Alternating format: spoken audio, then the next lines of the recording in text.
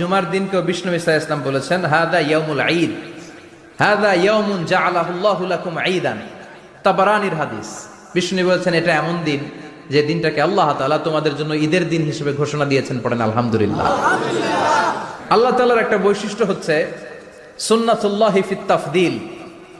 এক এক জিনিসের উপর আল্লাহ এক এক জিনিসকে বৈশিষ্ট্যমণ্ডিত করেন, মর্যাদা দান করেন। ফাদ্দালা জামানান আলা জামান কামা ফাদ্দালা মাকানান আলা মাকান, ইনসানান আলা ইনসান। আল্লাহ ব্যক্তির উপর ব্যক্তিকে প্রাধান্য দেন, আল্লাহ সময়ের উপর সময়কে প্রাধান্য দেন, আল্লাহ স্থানের উপর স্থানকে প্রাধান্য দেন। এটা আল্লাহর সুন্নাত।